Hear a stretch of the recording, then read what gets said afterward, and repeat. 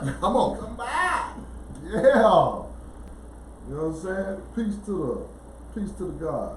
James Brown. Today is born day. Is it, man? I feel good. You know what I'm saying? Mr. Hey.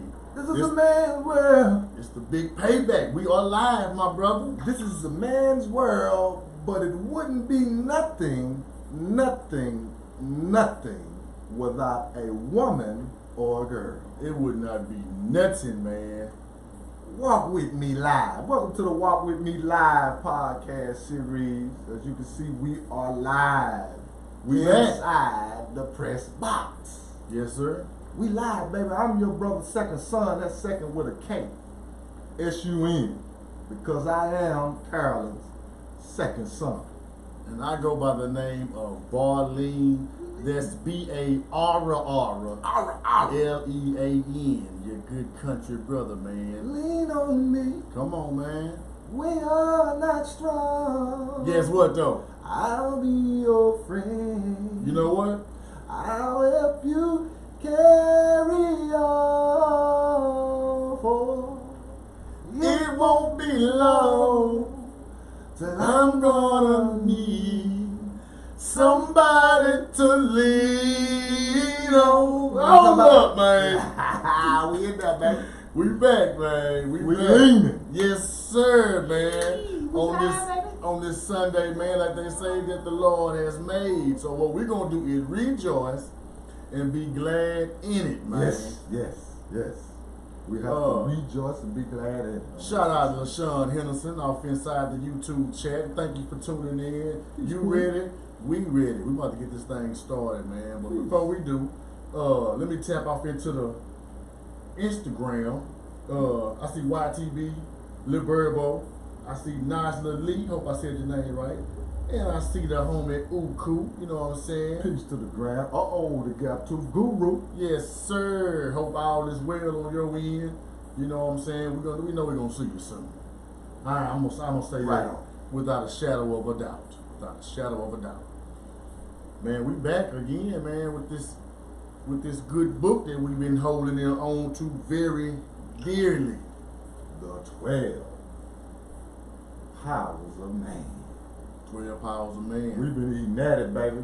Man. You know what I mean? This would be episode number 10 right here. We 10 in? We 10 in. And then, you know, we did 9 of them. Well, as it relates to the one we're doing right now, 9 of them will you know, be dealing directly with the 12 Powers of Man. And then, you know, we went straight freestyle on one. Fact. It was on a Sunday, too. Was it?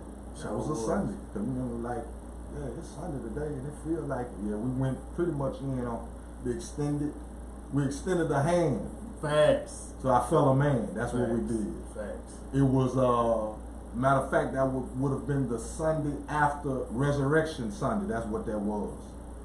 Cause that's why we was talking about Isis and Ishtar. Come on now. Etc. Yeah, you pulled out the book on it and went in. Come on now. Ow! Come on now. Mm-hmm. It is a whole new month. You know what I'm saying? Inside of 2020, man. It seemed like April lasted a lifetime. It sure do. April was long as shit, man. Man, it stressed out on us, didn't it? But you know, that was really that first whole month, man, when everybody just had to be still, sit down, you know what I'm saying, get used to that slow pace. A whole entire month.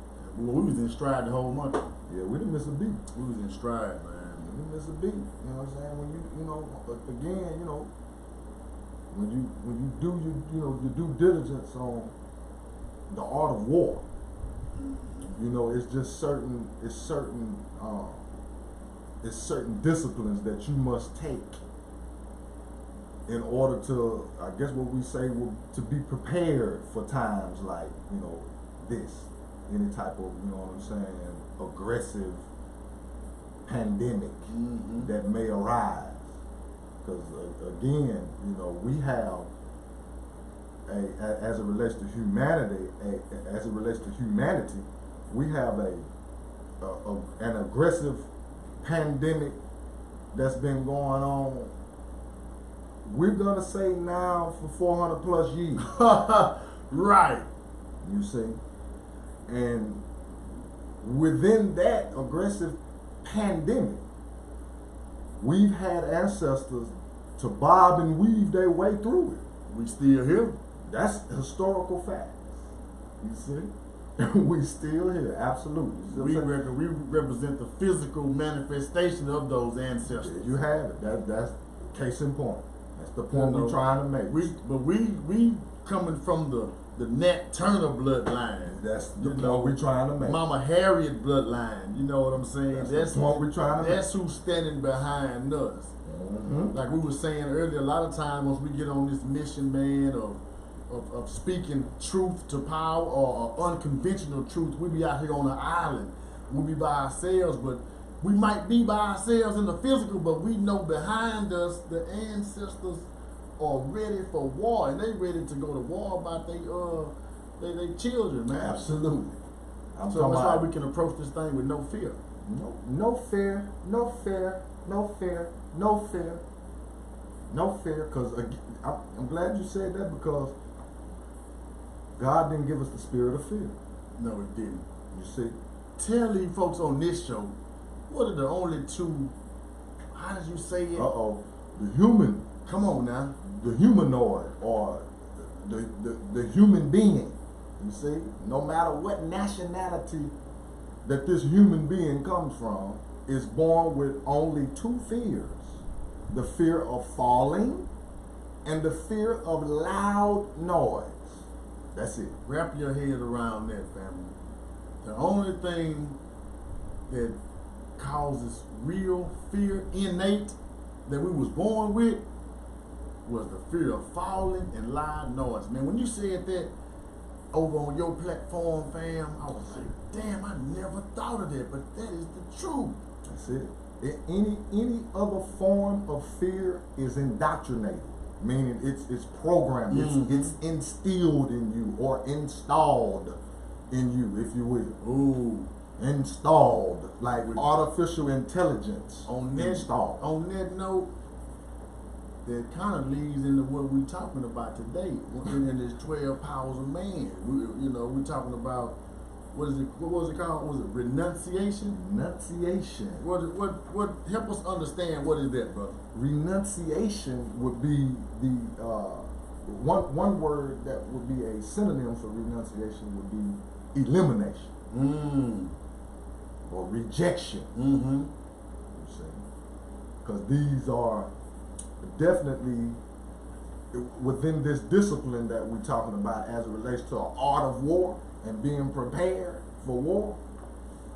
You definitely have to go through a process of elimination, or rejecting that which you thought, or let's say you thought to believe was true. Because you was programmed to believe you were true. Now, you was indoctrinated to believe that. You was programmed to believe that. So this whole platform, this whole walk with me, this whole, you know what I'm saying,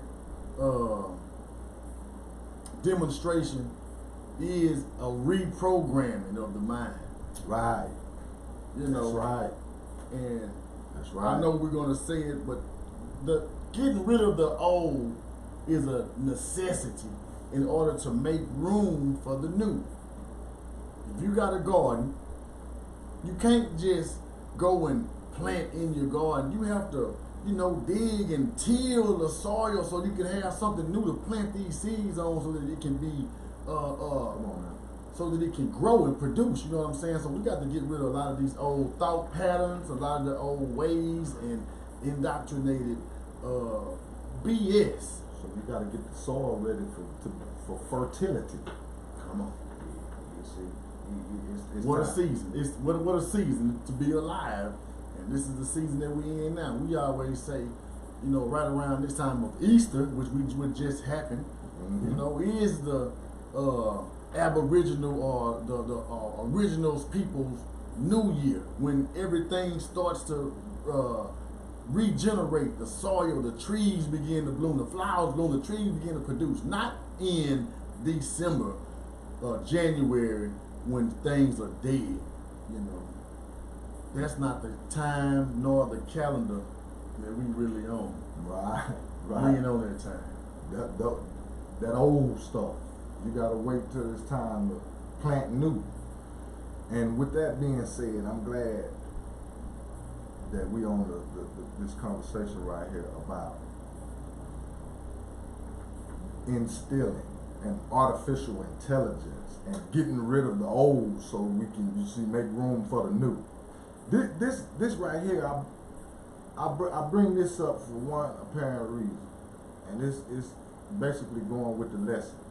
This is a 3rd grade flashcard box, as we can see, from Silver now, Silver Learning, 3rd grade.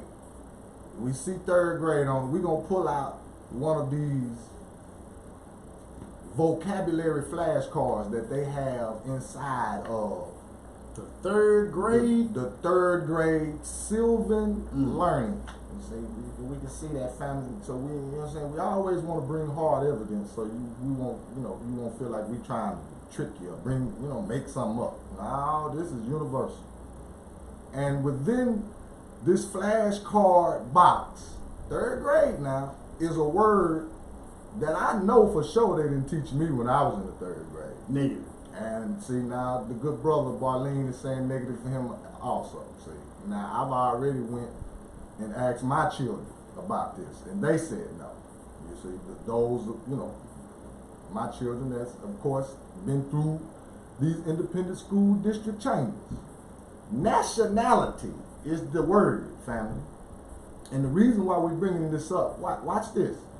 Nationality, the definition of the word, keep in mind now, this 3rd grade, they saying, 3rd grade education. Why is it important? The state of belonging to a country or nation. Nationality, and it's a noun.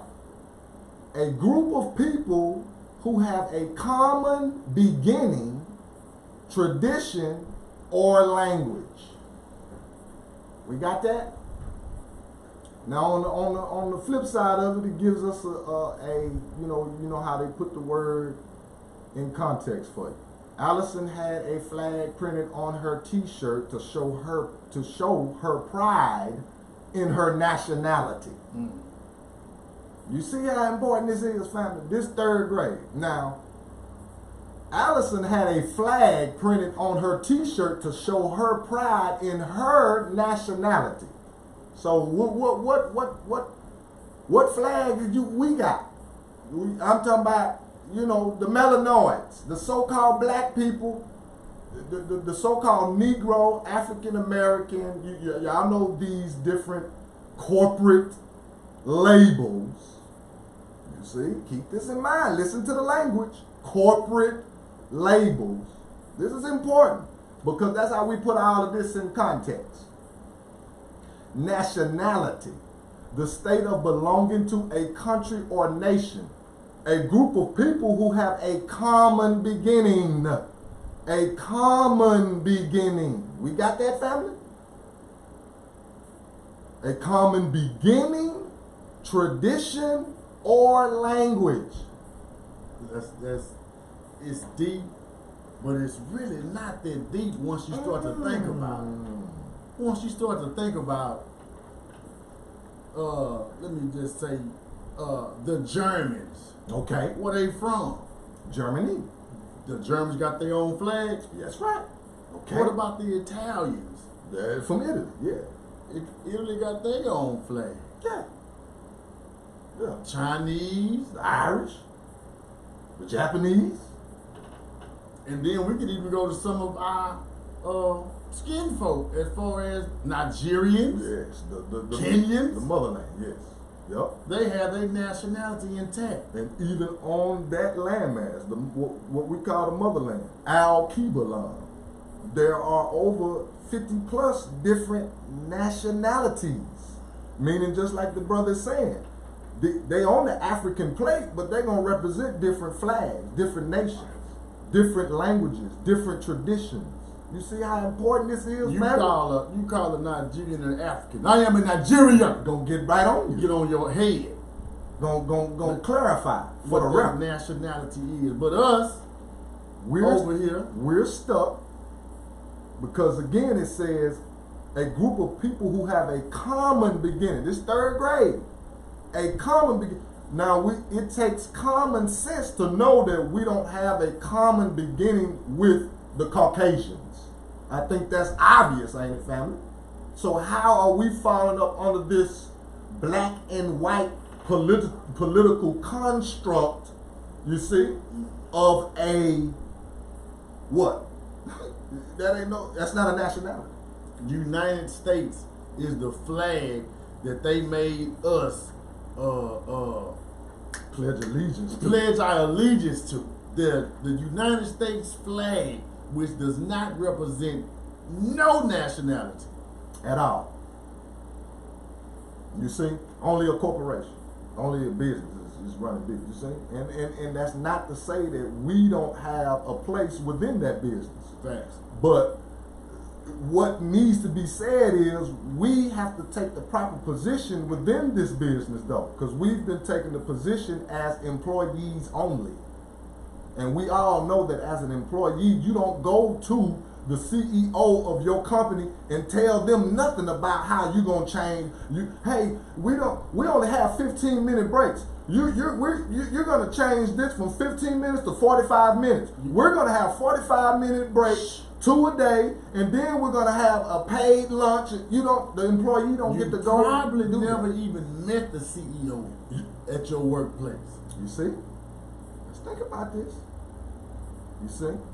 And we have to know what we're talking about here. What we're saying is this corporation is running like a business, and the CEO is who you calling the president. Mm-hmm. And like the good brother said, I know for a fact that a lot of my people complaining about this guy that ain't even never met him, just like you just said.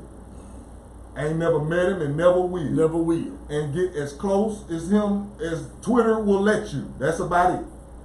And a lot of you say, I love y'all. I love my family. I do. But I'm here to tell you. You see, I'm bold enough. It might sound arrogant, but oh well, whatever.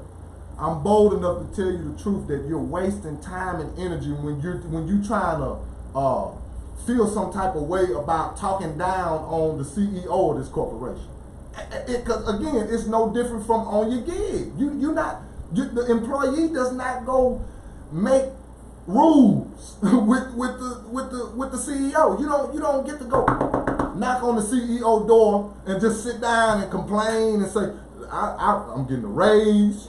I'm not working with such and such no more. You're gonna take me off this shift and put me on that shift. We just trying to get you to see, family, that as it relates to nationality, you see, within this corporation, you are an employee. That's what you are. And you're only an employee only if you don't take hold of your life as it relates to knowledge of self and free yourself and unplug, you see, from that 3/5 of a frequency that got you believing a lot of stuff. See, that's what we're going into. Renunciation. See, you got to eliminate a lot of the old way of thinking, you see, so the holistic frequency can come in and take over. But as long as you still believing that this president / CEO some kind of way holds your success in his or her hand, as it relates to he can pass a law and save you, or we can what is it, reparations. I can get my 40 acres and a mule if he would okay the law that says that I can get my 40 acres and a mule. You see? That's emotions. That's what we here to teach against. That's how we saying. That's why we bring hard evidence. This is not emotion. That's that's a defeatist mindset, man. That's a defeated mindset, which going back into the concept of fear. You sound like you scary. You know what I mean? To give up all your power and say that, man, the only way I can succeed is if the white folks, they won't. You see? Now, of course, we know that there is a systematic racism concept here that is going on. But the point of it all is art of war. Get your mind right. You see, that's the whole key. Art of war. Get your mind right, so you can battle like Mama Harriet. Mm-hmm. So you can battle like the great Nat Turner. You know what I mean? Preacher man. He was a preacher man that went in and cracked the codes and said, oh, okay, this is what this is. Using the Bible. Using the Bible. This is what this is. This is allegory. Oh, we using these characters to teach principle. Mm-hmm. Oh, so it's not really a human being that died on the cross for my sins. That's not really what happened. Oh, okay. But that was symbology. You see, of the old. You remember? Because he got up with all power. So that was the old. That was the elimination process. Renunciation. You see? That was a part of it. The whole theme of the story is to save yourself. Yourself. That's all that Mama Harriet and them was saying. And Mama Harriet will bust you. She would put a hole in you when you got to acting scary. You know why she do that, man? Why she do that? Your scary ass gonna get everybody killed. I knew it. That's what she did. You gonna get everybody killed. Once we get on this freedom path and get on down this road a little bit, and you start thinking about the same fear and what they might do if they catch us, with that mentality, you might just be like, I'm gonna go back to master and tell him I was with the niggas, but I turned around, but they went right up there up the road, and you get everybody killed. Mm-hmm. That's why Harry had the shotgun to your back. You heard everybody doing the song. Mm-hmm. She had the shotgun to your back, because once you start on this path, it ain't no turning back. Mm. Come on now. Once you know, you can't unknow. You gotta act like you know. You can't act like you don't know. Come on now. Because now you're being held accountable for what you're supposed to be doing. Come on now. And accountability is the line in the sand between your success or your stagnation. Come on now. Accountability is what you said. Yes, sir. So that means you it's some doing that got to go on. You got to do. Not bump. How they say in the streets, you got to get active. Ooh. You got to get active in the streets, man. You see? You got to get active in the books. Ooh. You got to get active in your prayers, your meditation, and your research and your study, man. Your documentaries. And your actions, you know what I'm saying, got to match up. Right on. And your company that you keep. Because you remember, just like you said, Mama Harry gonna bust them because that energy gonna bring about, you see, that fearful energy gonna bring about something negative. Mm-hmm. We ain't on that. Right. We don't have up now. We ain't scared now. Scared of what? You know what I mean? God didn't give us the spirit of fear. Now, how can you take that approach to life when you doing what you're supposed to do, when you're doing the work? That's how you can take that approach to life in a fearless state of mind. Fearless. The only way you can do that is if you're prepared. Like we saying, art of war. What you doing? You see what I'm saying? This third grade. You know what I mean? Not to be arrogant, but do we know? You know what I'm saying? In the third grade, no, they ain't taught us no about nationality and the concept of it. Why is it important, family? Nationality, and the concept of nationality is important for this reason and this reason alone. It connects you to the universal God. You see, your nationality does. Because it bypasses all of these demigods, the demos. The lesser. That you get through denominational worship. You see? Because you're receiving it in a uncoded way. An uncoded form. You see what I'm saying? When you're supposed to be able to crack the codes. You see what I'm saying? Excuse me. It's coming in a coded form. I said uncoded, but it's coming in a coded form, and you're not able to crack the code to make it, you see what I'm saying? To see it like you're supposed to see it. That's nationality, you see what I'm saying? Busts all that up. Because nationality, you remember, it says a common people, a group of people who have a common beginning. That's first. We all thinking the same because we come from the same place. Tradition. Tradition meaning, again, popping firecrackers on the 4th of July is not the tradition that your nationality will call for. That will be a tradition that will connect you to a 3/5 of a frequency that this corporation creates to worship the corporation. Meaning, you giving up your power again. You saying that you independent because a corporation made you independent and gave you freedom. No, that's far from the truth. And then last but not importantly, language. You remember we said that language is law? You thinking, you see what I'm saying again, that where you live, if I ask you where you live, where do you live, you're gonna spew out a corporate city name. The city of this, etc. When that language is only created for within the jurisdiction of what we're talking about that relates to this 3/5 of a frequency. This is a jurisdiction that only this language can benefit you, I guess, quote unquote. You see, if you talking that kind of talk, is only inside the jurisdiction of this political realm of Democratic and Republican. You see, that at the end of the day, you're missing out on your holistic way of living because you've been pledging allegiance to a 3/5 of a person. That's not connected to your nationality. You remember we said nationality, it directly relates you to land. You have a flag, as you can see. You have a seal, as you can see. You have the people, and you have a constitution. You see, going back to language. So within that constitution, the language has to be, you see what I'm saying, agreeing with where you come from. You can't be talking a foreign language, you see, and be able to get out of be able to get out of this corporation what you're supposed to get out of.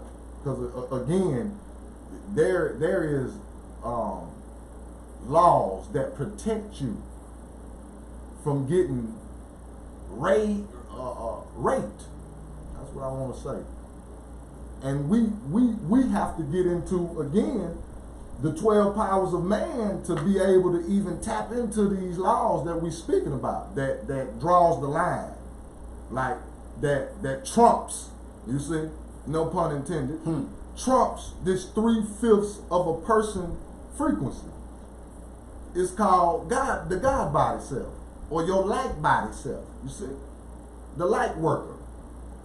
You get these degrees within the 12 powers of man, these 12 different departments in your natural human body. But going back to the work, you have to do the work. You have to be able to crack the codes to where, you see what I'm saying? The codes were set, because there's different codes set starting in the independent school district and Sunday school. That's where these codes are set.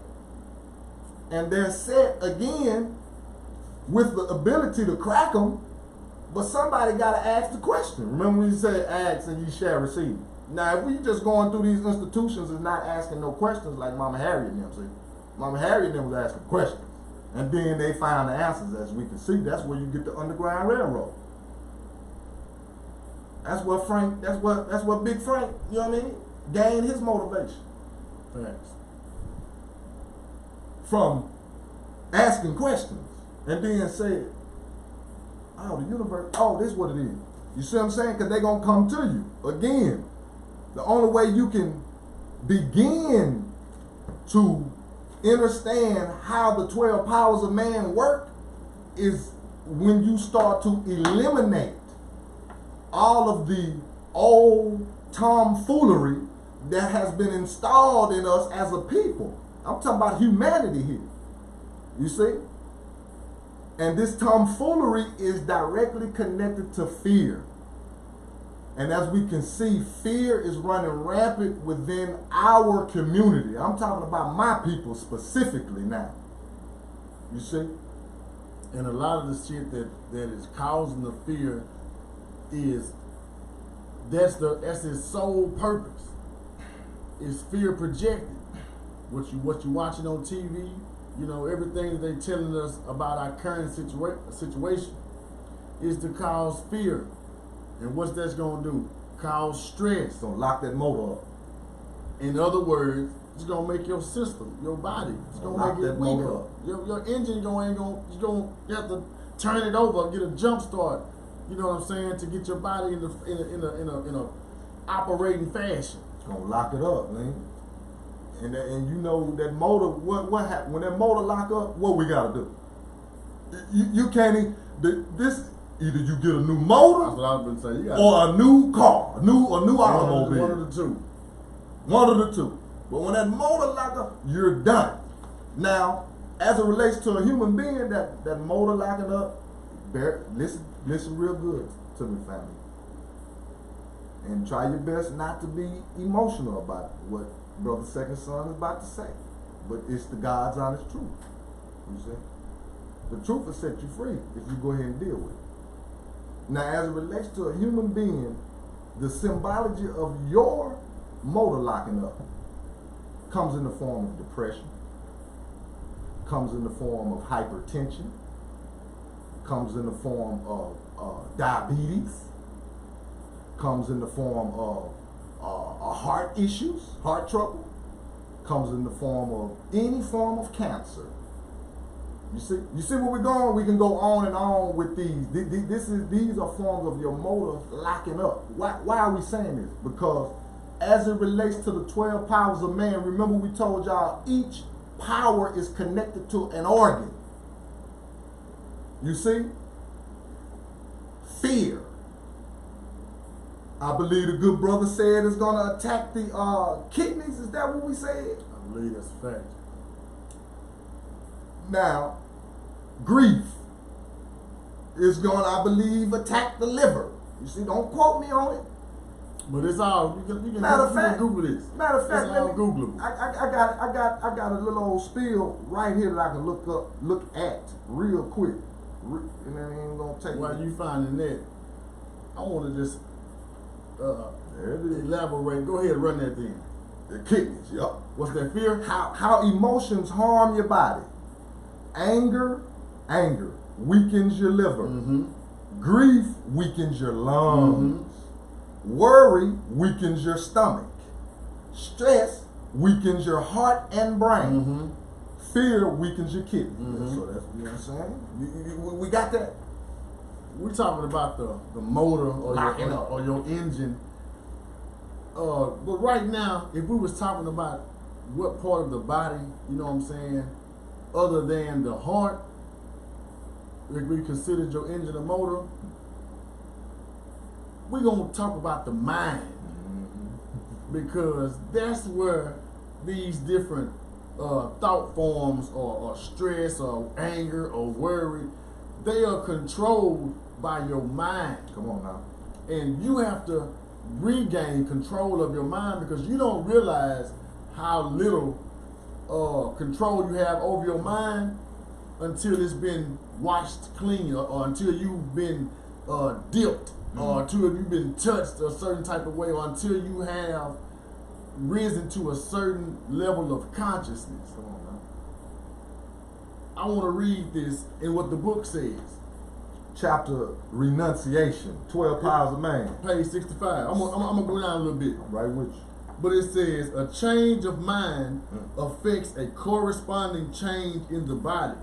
If the thoughts are lifted up, the whole organism is raised to higher rates of vibration. Woo! If the system has been burdened with congestion of any kind, a renunciation or letting go of old thoughts before the new can find a place in the consciousness.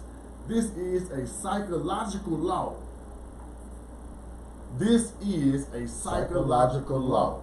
So we're talking about renunciation. We're talking about 12 powers.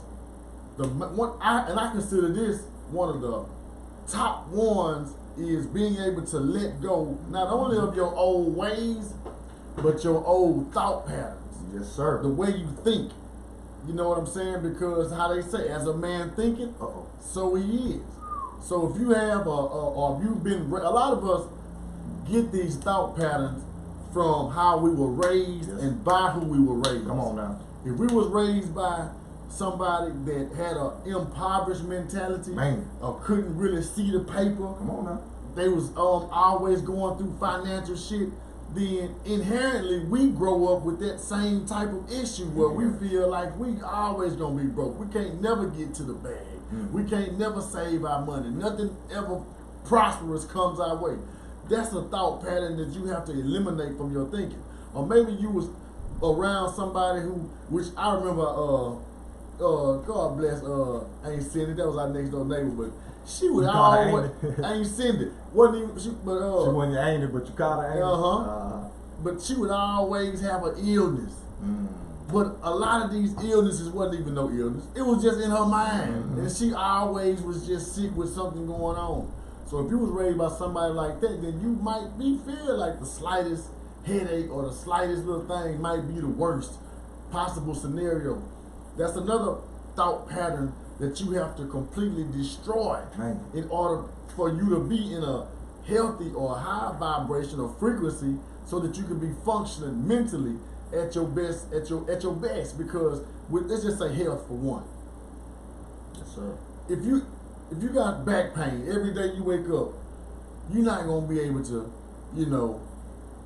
function. You're not gonna be able to think at your most creative. You're not gonna be able to have, great thoughts and powerful thoughts because your back always down. You know what I'm saying? But maybe your back is down because of the way your thoughts are. Have you ever thought about that? Like, so maybe if you would change your thinking and say, well, you know what, maybe I should stretch, maybe I should do a little yoga, maybe I should walk. What can I physically do? Maybe I should lose a little weight. Maybe I should lose a couple of pounds. To bring some of that, you know what I mean? It might be that. It may be. We don't know. You know what I'm saying? With this scenario. I'm glad you're saying that too because, that's why you hateful and envious too. Because like the good brother said, that's inherited.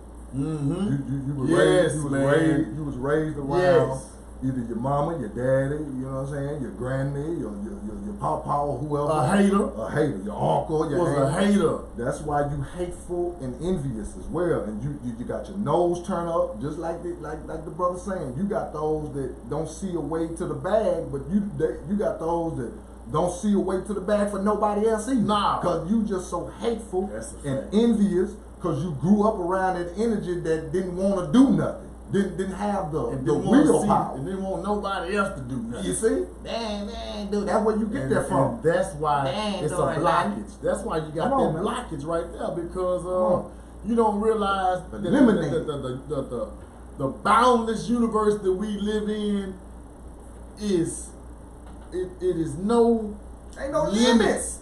Ain't no limit, and that goes for abundance too, man. Come on now. It's enough for everybody, man. And one of the things that I come to grips with, I'm like, you know what? You gotta let go. You gotta let go and let God. Yeah. You know what I'm saying? You have to be a servant. You know what I'm saying? You have to be like they say the bird is when he leave the nest. The bird don't worry about where he gonna get his food at today. But the bird ain't never went without. And the birds at home ain't never went without. That's the type of spirit and mind frame you gotta have when you attack your day. That's how you gonna bring this shit into your world, is by knowing. Not a worry. Man, I don't know how. Not a stress. Damn, I can't get this. Now, those type of thought patterns is the ones you got to let go of to bring in the new. Come on now. Renunciation. Reject. You see? Eliminate. You good on that? Let's go up. Let's do it. I'm gonna do like you do me. Let's go up just a little bit before that. Let's do it. To the beginning of this chapter and what it says.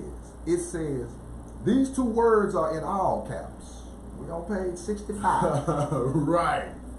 All Christians who have had experiences variously described as change of heart, salvation, conversion, got all these words in quote unquotes, okay?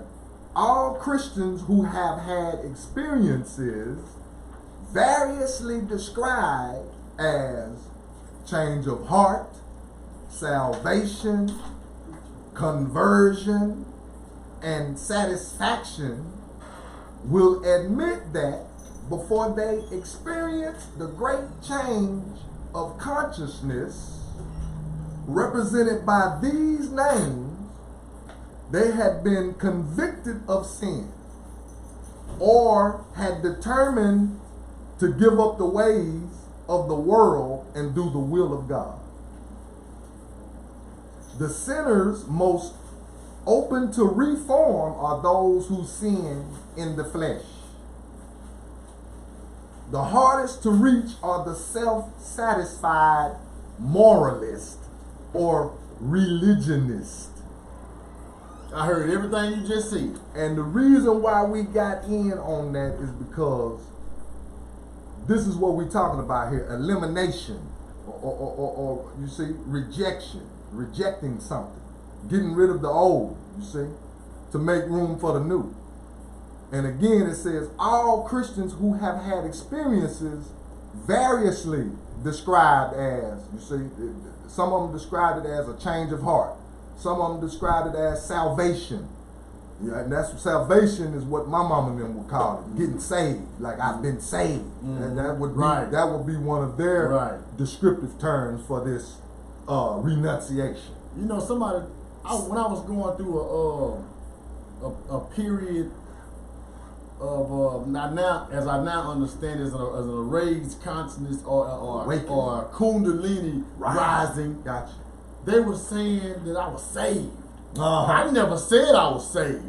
But I guess from what I was saying, my experience was the people with the church mind frame. Right. Oh, man, boy, he done got saved. Yep. You know, he ain't selling no more Crinet. That's what they say. So these are facts. The D-boy. These are facts. Mm-hmm. You see, and I'm glad you said that because the next word is conversion. Conversion. Quote That's unquote. exactly what it was. And then, as I seen, did you read where it said, the sinners most open to reform are those who sin in the flesh? You said that, boy? Yes. But that's what we're doing. So now you can't have your nose all up, because why would you have your nose all up if we open this good book, the Bible, when Jesus was hanging with the harlots, the prostitutes, the thieves? Come on. You know what I'm saying? The one that you call your Savior was not holier than thou. Yeah, he was kicking it with the misfits. And then I know what you said too, bro. The hardest to reach. There you go. The hardest to reach are the self-satisfied moralist or religionist. The religionist, that means you is holier than thou. Yes, you are saved, sanctified, and delivered, and you have not sinned again. Yeah. Since you gave your life to the Lord, since the conversion, since the change of heart. These are the hardest people to reach, because it seems as if once they have crossed over one little marker, you feel like you ain't got no further to go. That's the end of it. See? When that's really only the beginning. First step. That's the first step. That go into the living life in cycles of 7. That let you know that right there. Like, yeah, these different classrooms you gotta go through, baby. Right. You don't just sit up there and graduate and then, like you're saying, I've been saved since I was 12. Sure. Gave my life to the Lord when I was 12. And, you know what I mean? I'm 65 now. All that, you see what I'm saying? And we, of course, we're not mocking, but we dealing with results. Because going back to these different issues that'll lock that motor up. You see, are you 65 and free of perversion? First of all, since we talking about church, if you one of them perverted 65-year-old men that's fooling with them little girls, you see what I'm saying? Your granddaughter them and violating them. See, that's a question to ask. And it's a realistic question. Cause we know you in there. And we trying to goddamn gonna get rid of you. We don't want you in our community. None of you religious perverts. And what I mean by that is those that really feel like this title that I've been saved, and you know I go to church and I belong to such and such, or maybe I'm the pastor, etc. Right. We getting rid of that perverted energy up out our community, man. Tampering with these babies and messing their lives up. Using God as a shield. Yeah, sheep in wolves' clothing type issue. You see, that's all we saying. And we know y'all know people that we talking about. Absolutely, I know we know if you in the church, been in the church, play no games. you know who some of these people are, man. And don't be scary either. If you scared, get out the way. We got it. We'll handle it. But we not scared. No. You know what? That's why I just thought about it. You know how folks always say, if you're scared, go to church. Yeah. That's why so many scared people in the goddamn church, because they scared. Just go to church and just sit up and go along and get along, but don't say nothing because you're scared. It's time. That's not healthy. The scared people don't need to go to church. At all. Because God and fear can't exist in the same building or body. At all. They're not even, You know what I'm saying? If you're scared, get a dog. But don't go to church and fuck and mess that up, excuse me, man. Or security. Get your armed security. Get your armed security guard everywhere you go, man. You know what I'm talking about? That's all I like. You know what I'm talking about? But see, that's ridiculous to even think to do that. Listen, I'm glad we're here. Because this is tiny. One who is living up to man-made morals. See, we're going into the 3/5, the artificial intelligence. Remember? Man-made morals or religious standards is not repentant.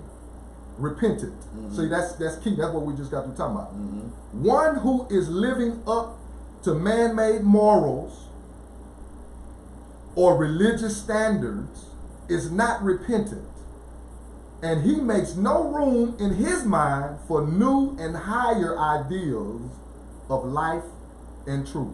Mm-hmm. Truth is capitalized, mind. Mm-hmm. Because what that sentence says to me is, when you plug in and you take this 3/5 of a frequency to be truth, you see, meaning as it relates to morals and religious standards, you think in the 3/5 of a mindset, you think that going to church again and being a church member is part of salvation. Like I go to church, you see what I'm saying? I'm a member, I've been around. Right. You know what I mean? I'm a part of the I pay my tithes. I pay my tithes. I pay offering. I'm yada yada yada. See, you would think that those religious standards is enough. And it says right here that those that's living in this frame of mind are not repentant. That means, see, what that means to me is you violating universal laws within this religious organization, but you hide behind your Christianity title. Mm-hmm. That's what that means to me. And going back to what we're saying, that's why a lot of hush mouth, you see, goes on within our community, because he's the preacher, he's the pastor. So we ain't gonna goddamn gonna put a dot on his forehead and get rid of his goddamn gonna whack ass. As it relates to ruining lives of children, we talking about this molestation that runs rapid within the church. Breaking up families because you laying hands on the sister that's got the husband over here. Teaching her against him because he won't come and be an active member in the foolery, right? Because he don't come to church. So you're going to talk down on him, you see, and try to put him in some type of... See, this is our religious and moral standards, man-made, we talking here, man-made. You see? Now, when we thinking in a common sense frame of mind, like the good brother said, splitting up families, how that makes sense? You're not the father to that woman's children. He is. So why is you trying to sow discord? You see?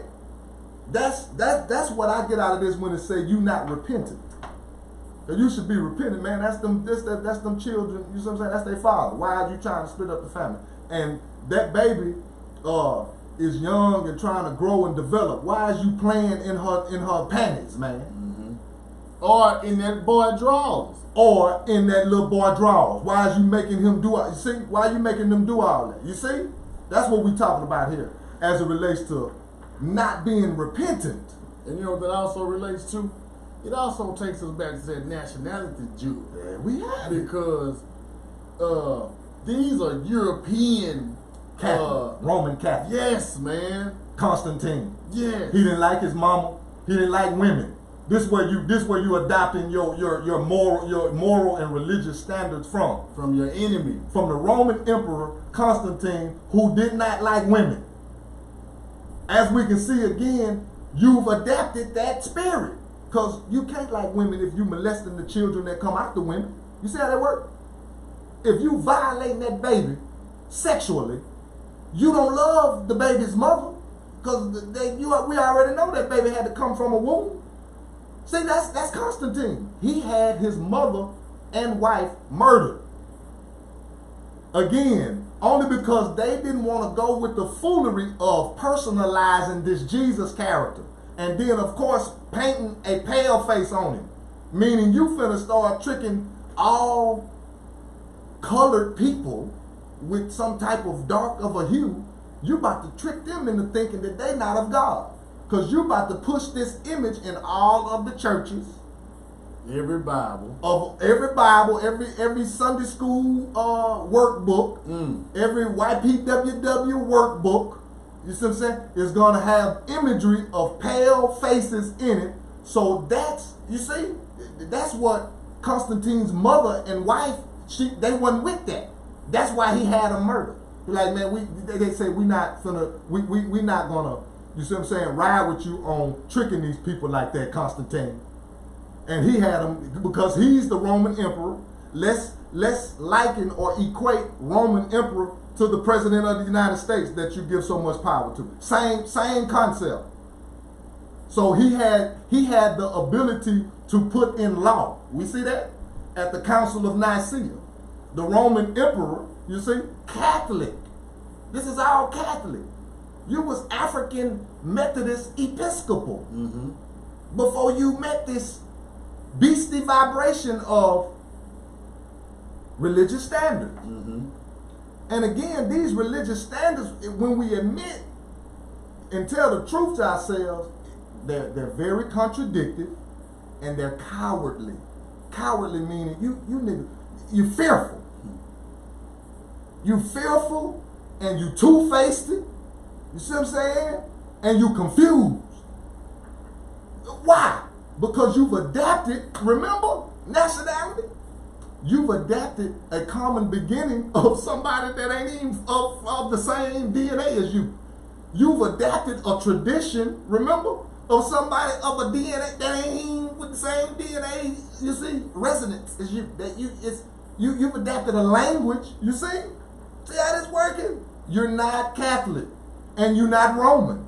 So why are you adapting Roman Catholic ways of honoring or worshiping God? Why? You got to get rid of some of the old in order for some of the new. Some of the Renunciation. Some of the shit has to be renunciated. Renunciation. That's why you doing everything the brother just said, because you ain't made no new room for the new. Eliminate. And it's maybe because you haven't reached that part of knowledge, study, or information where this is information, where new information has been presented to you. But by now, 2020, with the woke movement or the popularity of being woke, some of this shit now ought not be new news to you.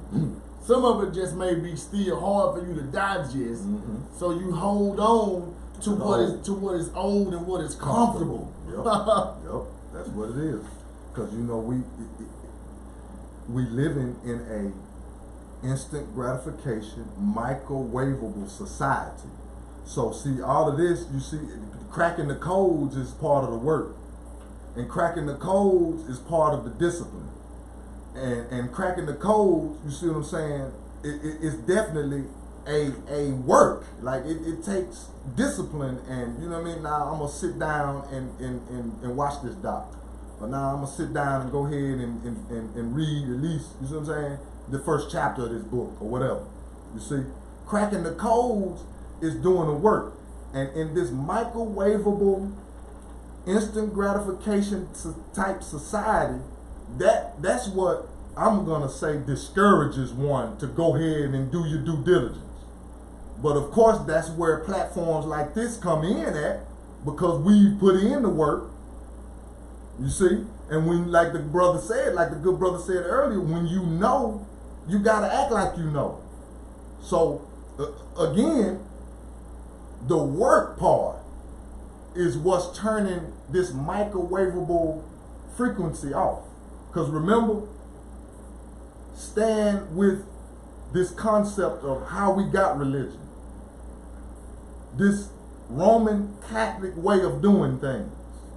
It tricked the people into believing that all they had to do was be a church member.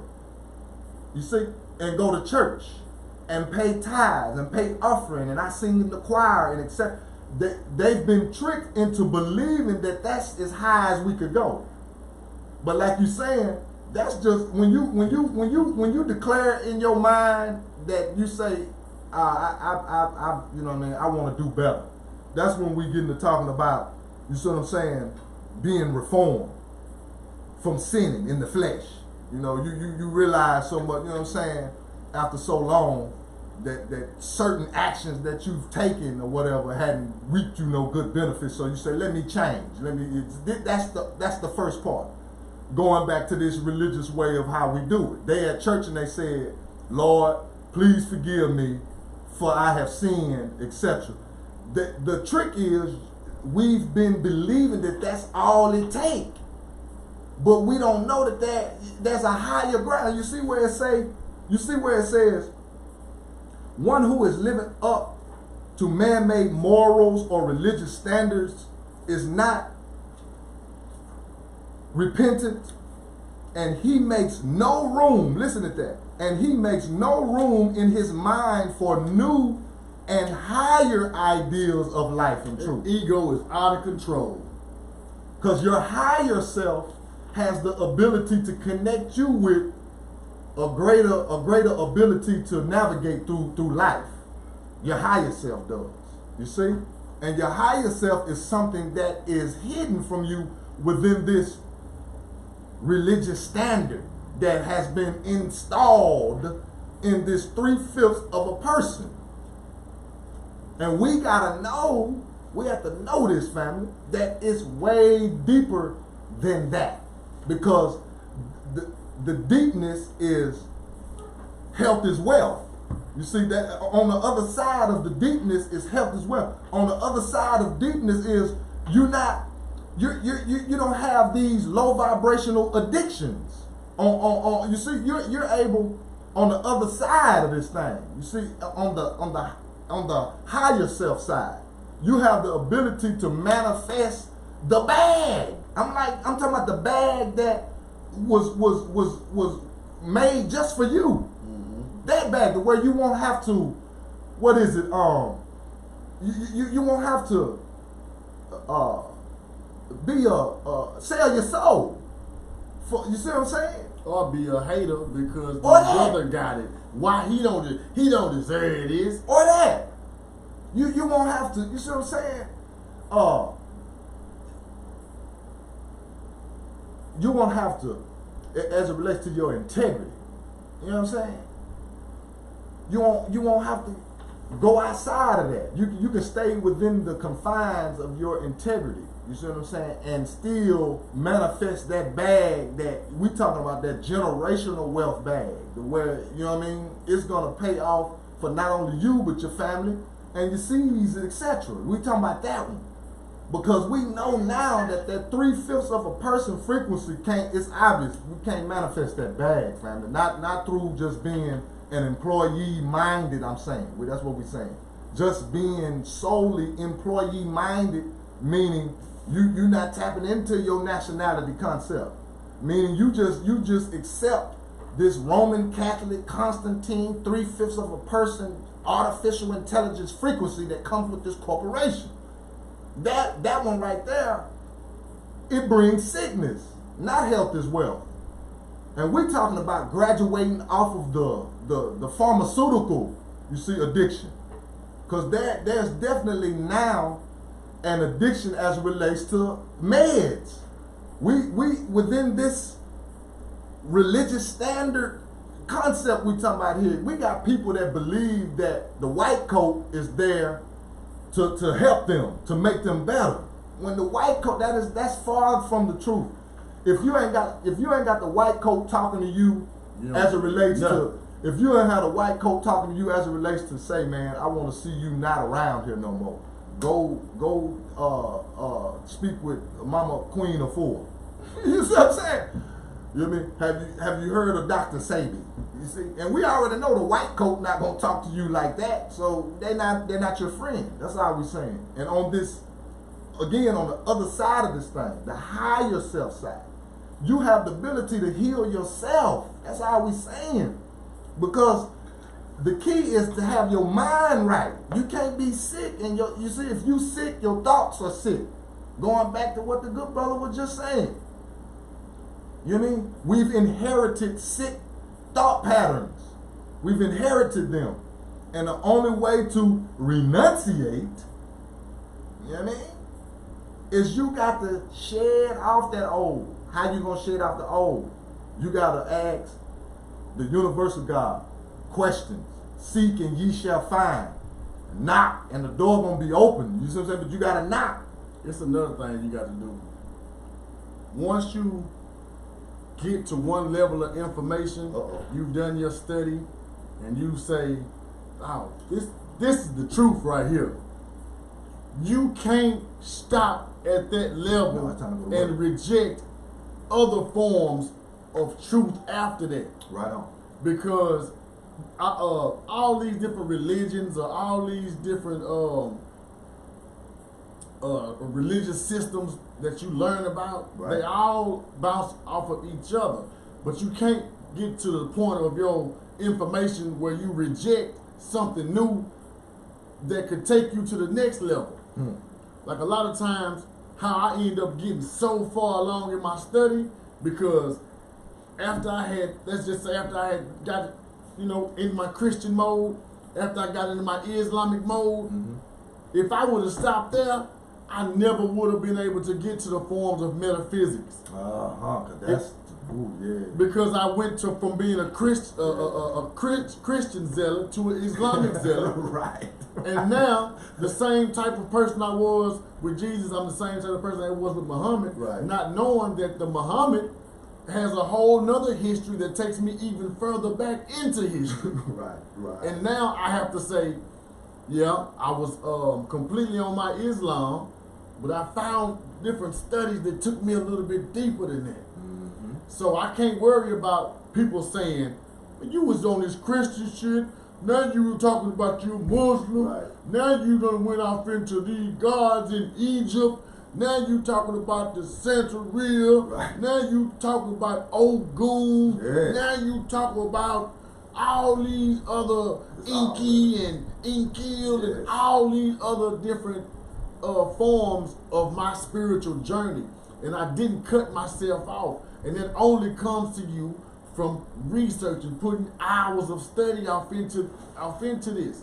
Yes, sir. You're not gonna be able to just wake up and you're gonna know everything that you think you know. It's like a path, you know what I'm saying? It's like you were saying, it's chambers. And we could be stuck in this one chamber because we're not trying to go no further. But once you tap back into the universal God or start following universal law, you're going to be automatically led to somewhere else. It's going to give you a deeper form of understanding. This is a forever lasting journey of learning. And a lot of our peers, our parents, our teachers along the way, they never get to the level of information that we already at because they cut themselves off from their learning. They let their ego or their religious standard or their moral standard stop them from receiving some more divine intervention or divine revelation. Yes. We always keep ourselves open because we don't know what form or what the Most High or how he's going to deliver the next piece of the puzzle to allow us to see it clearer or better. That's what people have to really be able to accept in saying, I was wrong about this.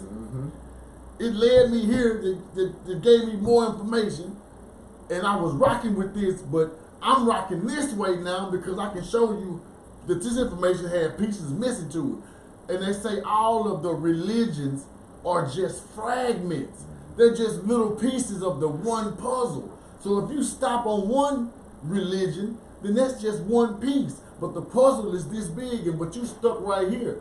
And so you have to be able to open yourself up. You have to be able to, some of the thoughts that we have, you have to be able to renunciate them, eliminate them in order for the new seeds to grow in this knowledge and information. Mm-hmm. That's it right there. It says in the book, I'm going to turn on 66. 66. Thoughts must be digested in a manner similar to the way in which food is digested. An eagerness to gain knowledge without proper digestion and assimilation ends in mental congestion. That's what you were just saying. The mind, like the bowels, should be open and free. It is reported that Lyman Beecher said to a friend whom he was bidding goodbye, "Worship God, be even-tempered, and keep your bowels open."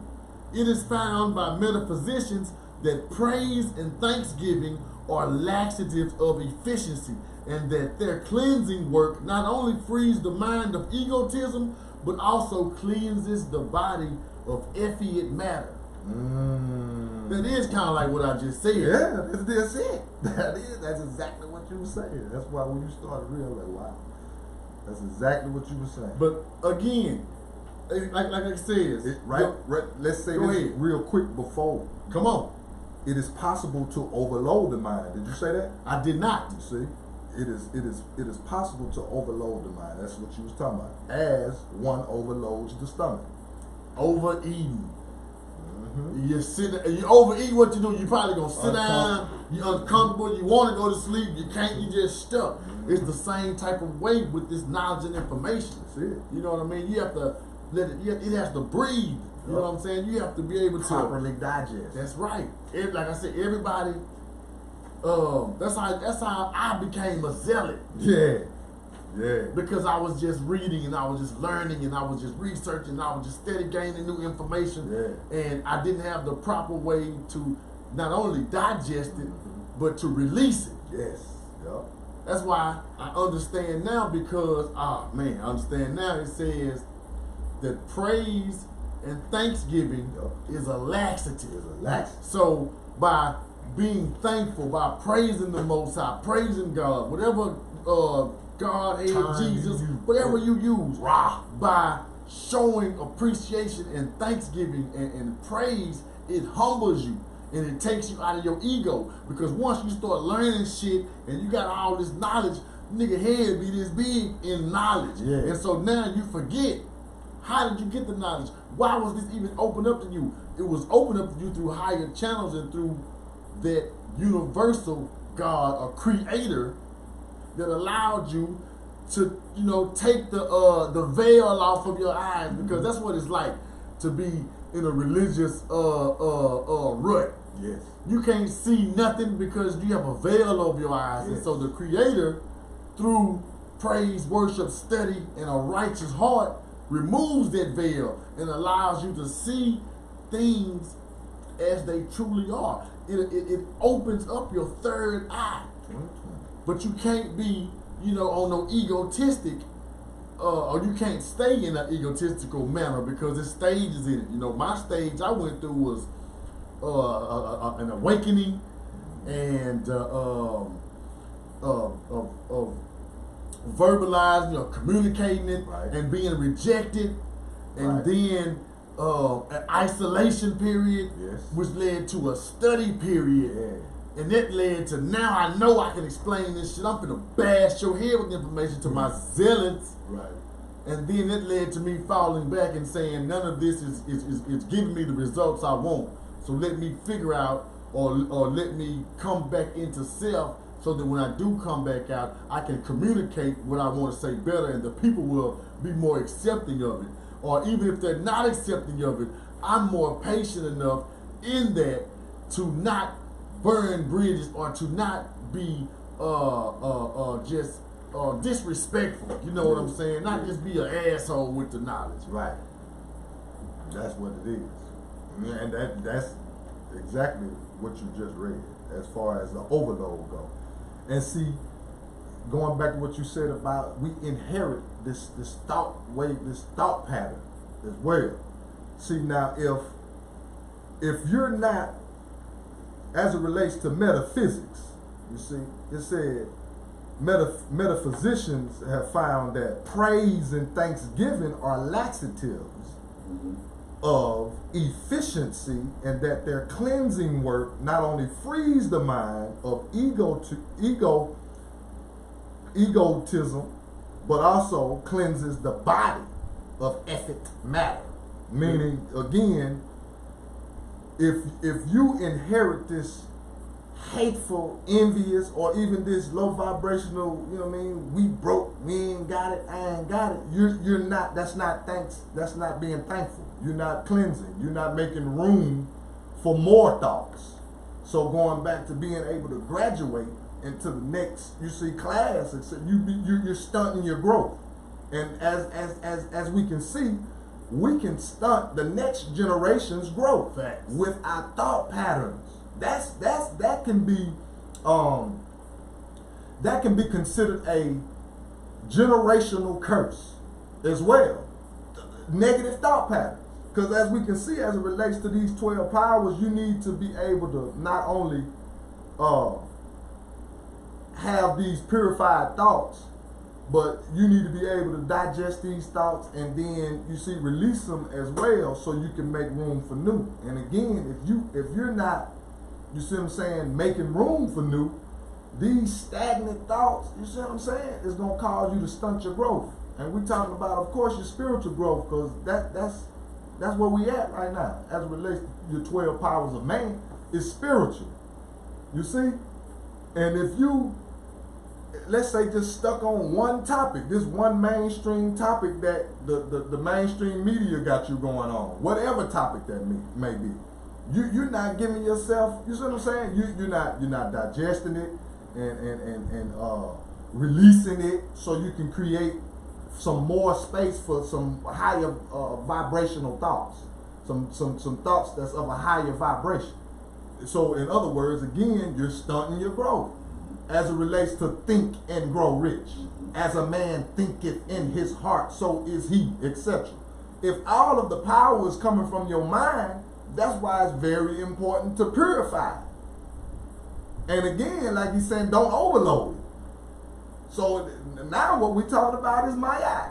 That's what we constantly coming back to. Mayat. Balance. You got to have a balance. You can't be too far over on one side than the other. You see? And that's just really what it boils down to. And higher self, of course, is supposed to be mastering lower self, meaning higher self got control, you see, over lower self. And makes it work in harmony. Because lower self, it's not gonna work the other way around. Lower self is not gonna master higher self and have one working in a mayat type frequency. It's not gonna be balanced, not coming from lower.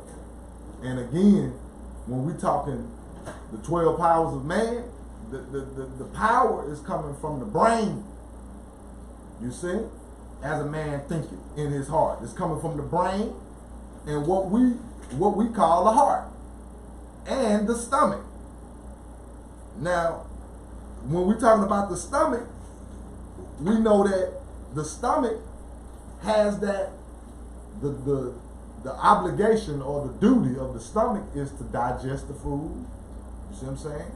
Break it down. The food gets broke down and all that within the stomach. I had a poster I was just looking for that broke down mayat. I cannot find what I did with it. I saw it too. I saw it. Okay. Mm-hmm.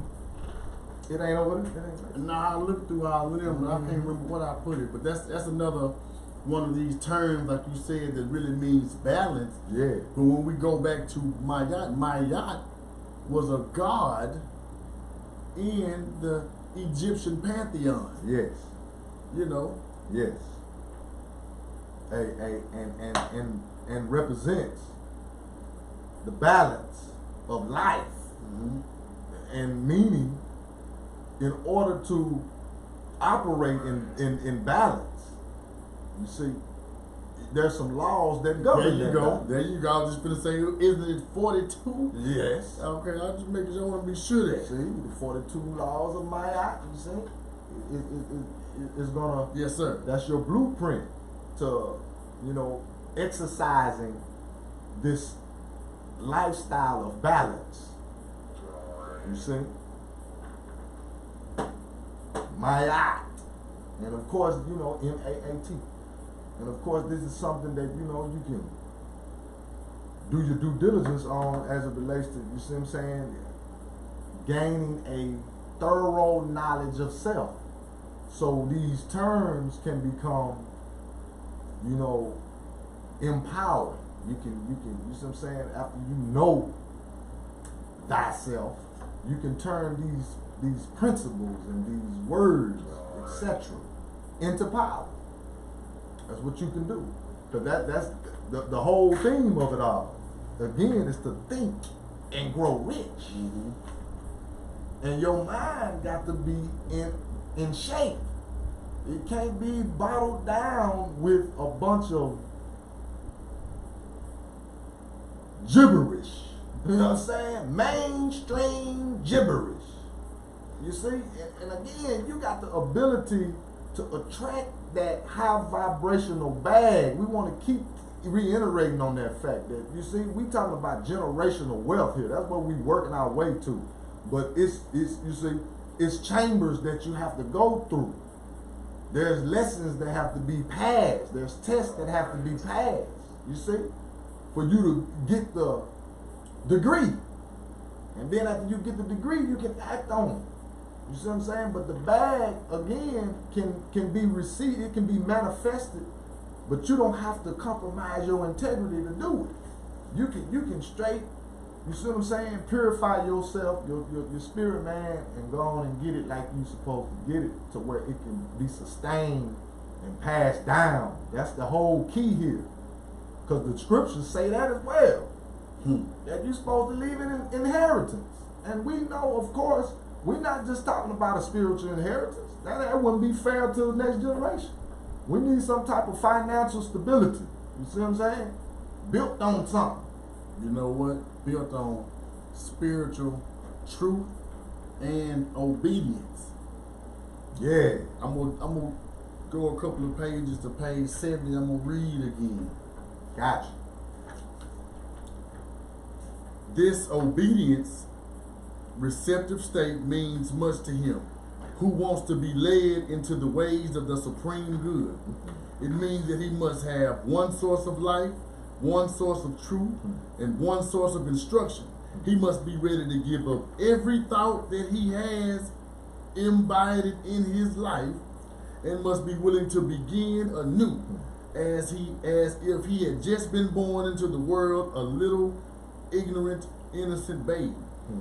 This means so much more than people usually conceive, that it dawns on the mind very slowly. I continue. All who sincerely desire the leading of spirit acquiesce readily in the theoretical statement of the necessity of humility and childlikeness. But when it comes to the detailed demonstration, many are not flushed. This is just as true as among metaphysicians as among Orthodox Christians. Spirit will find a way to lead you when you have freely and fully dedicated yourself to God, and you will be led in a path just a little different from that of anyone else. Your teaching has been in generalities. So when Spirit in its office as an individual guide shows you truth different from that which you have been taught, you may object. If, for instance, you have been taught to ignore the body with all its passions and appetites, and the Spirit in its instruction shows you that you are to recognize these appetites and passions as your misdirected powers, what are you going to do about it? Pause.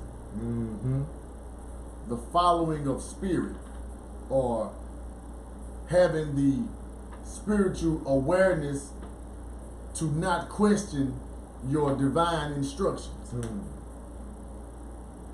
Because these are things that are like my brother say, these are not 3/5 instructions right here. At all. These are not man-made instruction or guides.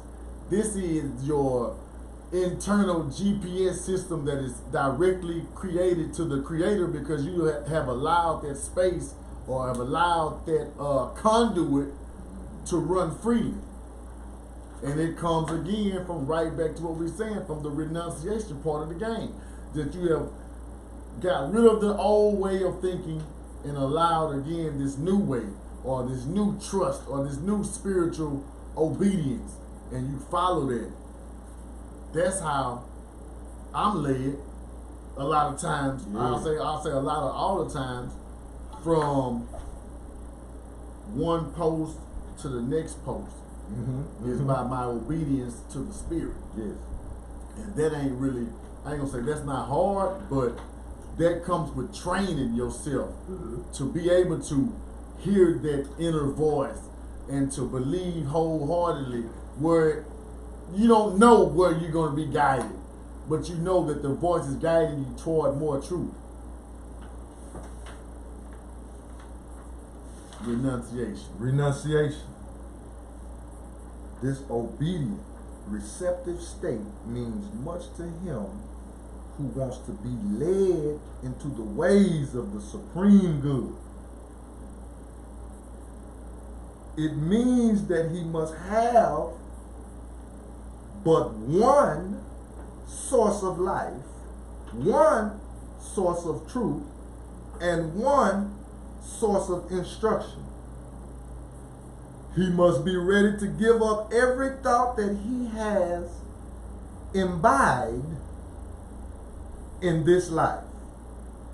That means what he's been taught in his life. Every thought, basically, that he's been taught.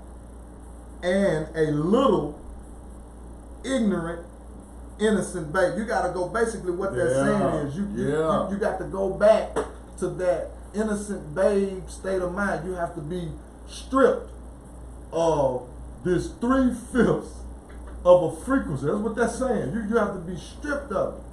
And the only way you can be stripped is if you start, what it say, to be obedient and receptive.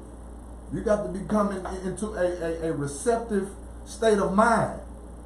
You see, you can't have blockage. That's what that means. And the blockage would be represented within this egoic title that you hold, that you receive through these corporate institutions. You see, starting with, again, the independent school district and Sunday school running parallel right with it. That's where the egoic titles start, you see? Because you grabbing them up out of there. You might be the head Sunday school teacher, da-da-da. You might be the head deacon. Or you see, these egoic titles we talking about here. Then you graduate from high school, you know, you might have graduated cum laude.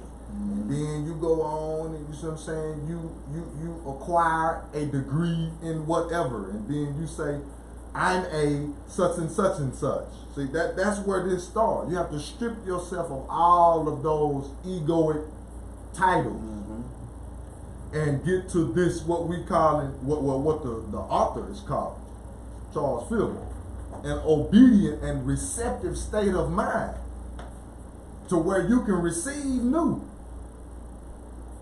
And that part right there, family, I know for some, let's say that, it's difficult. Because again, when we go into childhood and human growth and development, you have some people, for an example, that ends up they grow up and they become a police officer. Some of these police officers, some of these police officers, as children, were bullied. Some of them, you see. Now, once they go through this bully experience and graduate as a police officer, I guarantee you that's where you'll find the most aggressive cases with the police officer restraining the yada yada, you know, the good brother, or whatever, you know, showing excessive force. I'm sure that we could trace that back. You see, we just giving that one egoic title as an example, but there's many egoic titles that can cause one to get caught up in it and stunt their growth. That's the moral of the story. To where they're not obedient and open-minded. You see, they're not working towards the unblockage. They've been, you see what I'm saying, living a life that's comfortable with, you know, how they've been living with this egoic title, which is representing blockage and the inability, you see, to, like the good brother say, is actually hear God's voice. So you won't even be able to recognize when there's blockage. And you think, well, you know what I'm saying? Like you've already made it. That type, that's what we're saying here. Like these egoic titles, they allow one to believe that, like, yeah, I made it. You know what I mean? You know, I'm this and I make this. You see? That's what we're saying here. And that again can come in between this ability to be, you see what I'm saying, open and receptive to higher self. You see? That's very important as it relates to healing thyself. You see what I'm saying? And tapping into these 12 powers of man. Because again, it takes work to be able to make this machine work like it was designed to work. You got to, you got to put the right stuff in it. Again, you can't. I don't think they pulling up, you know what I mean, in the Bugatti and putting regular unleaded in. Right. I don't think that's how that works. And they definitely not putting standard oil in there. Some type of synthetic oil or something that they putting in the Bugatti. You know what I mean? And that's all we're saying. That we can equate that to our thoughts. And we can equate that to our diet. Like what are you putting in you? Because again, you can be putting some stuff in you that disqualifies you from your God body. You can't even operate in your God mind. You see what I'm saying? Because you've pledged allegiance to something that you ain't realized it, but it's making you sick, and it's dysfunctional, and it's degenerate behavior and degenerate results that's coming out of it. Going back to the people that inherit low vibrational, hateful, envious thoughts. Again, that go back to your home front. You taught how to hate.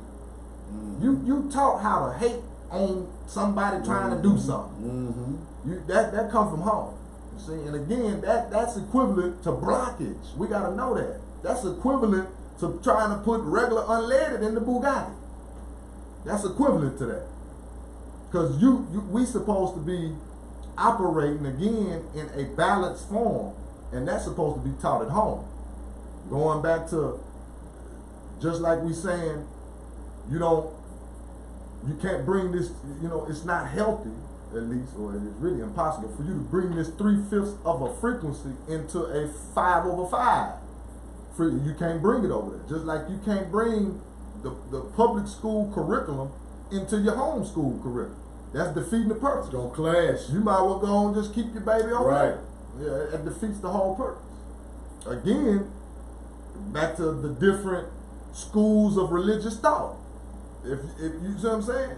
If you're gonna, like the good brother said, if you're just gonna be overzealous in each school, you defeating the purpose. Oh, I'm Islam. Yeah, every 6 months or every year it's a new God. You see what I'm saying? And you defeating the purpose. The whole theme of this thing is unity. These 12 powers supposed to benefit you in a unity, you see, in a unified form.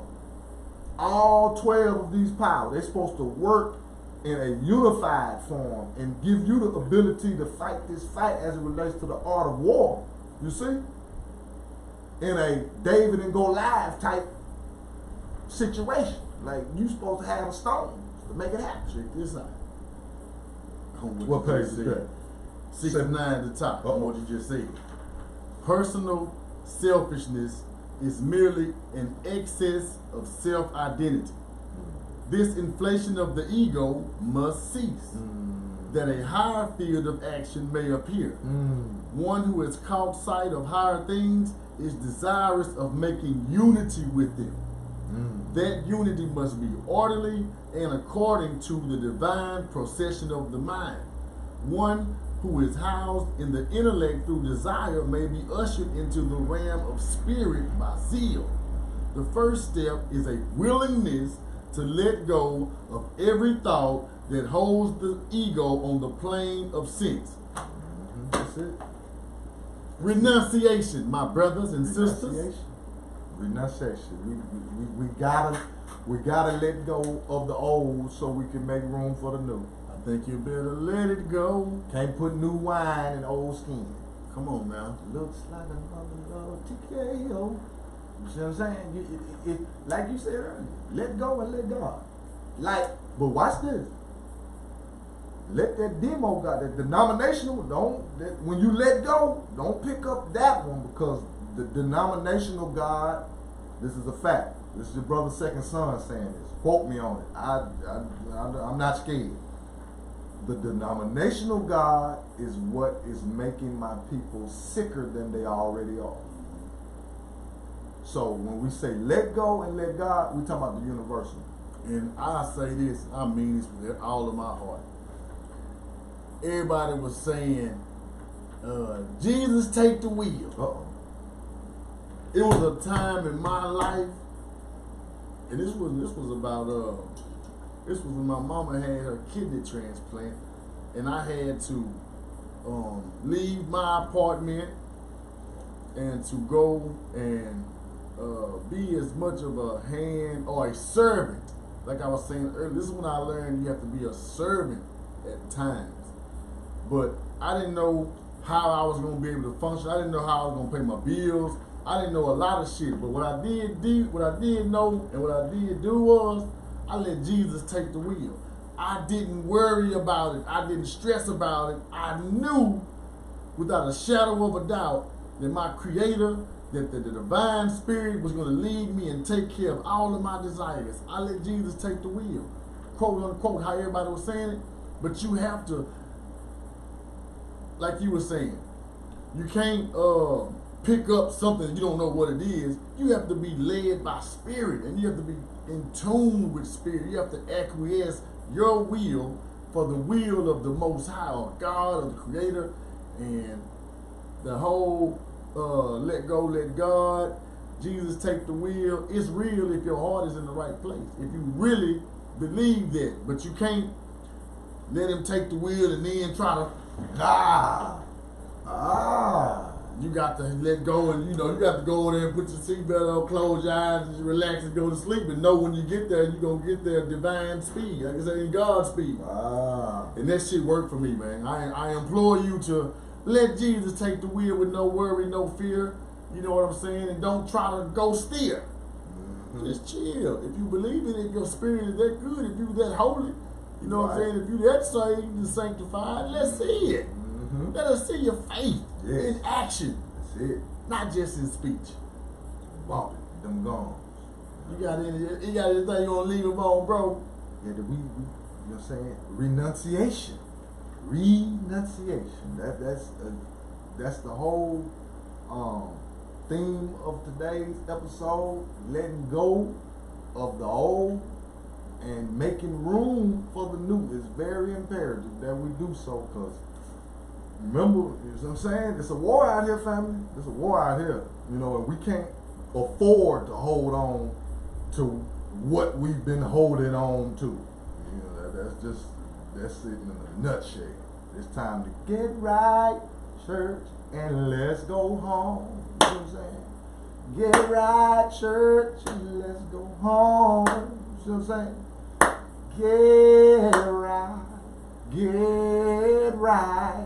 Get right, church, and let's go home. You know what I'm saying? Like, for real. And home is freedom. That's what home is. Liberation. Or at the mountain peak of liberation. That place where Mama Harriet, you see, Nat Turner, Marcus Garvey, you see, we can go on and on. Where they led their people in the movement that they, you see what I'm saying, played a role in. That's where home is. Home is not, what did we say earlier?